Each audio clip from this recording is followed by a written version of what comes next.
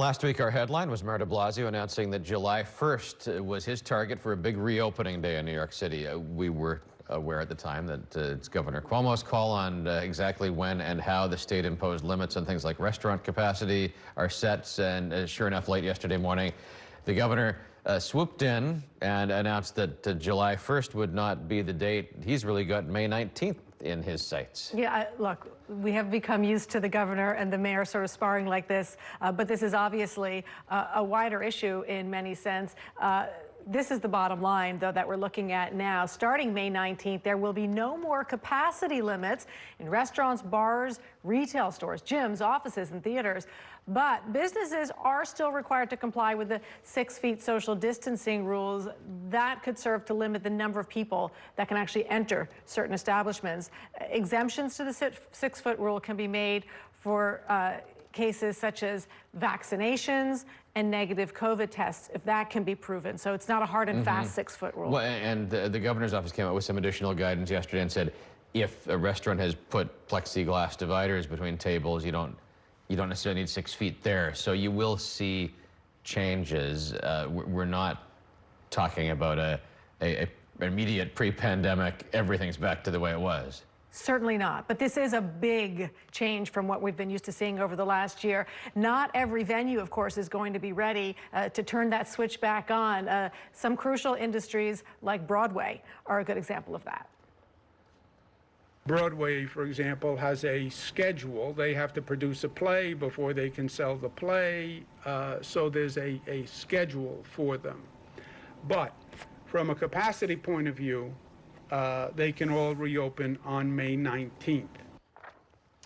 I mean, if you look at it from that perspective, what the governor is saying, what the mayor is saying, really aren't contradictory. We're just talking about the dates that they've set.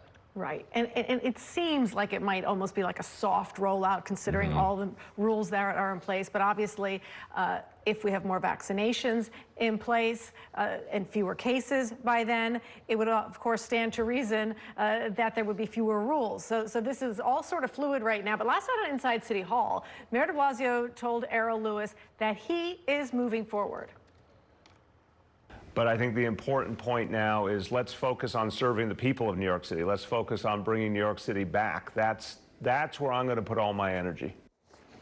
Are we ready? Are we truly ready for this? I'm a trust the science guy, but I'm not super satisfied that enough people have the vaccine that we can be all in on trust the science.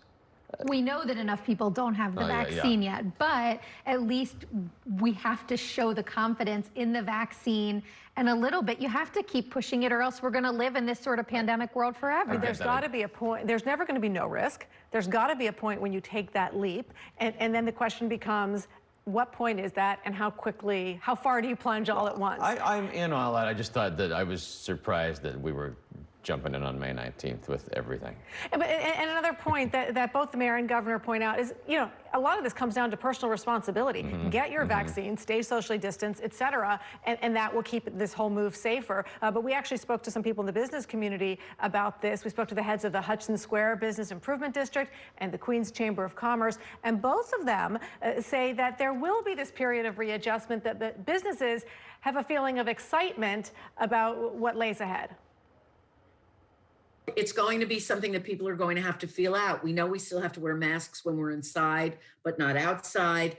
This is the new normal is, as I said, not a switch that you flip. It's something that we're all going to have to learn together. Opening up our businesses in our state, the timing is fantastic. And it does make, every week counts, every day counts when it comes to somebody trying to make a livelihood that has to pay their workers and pay the rent.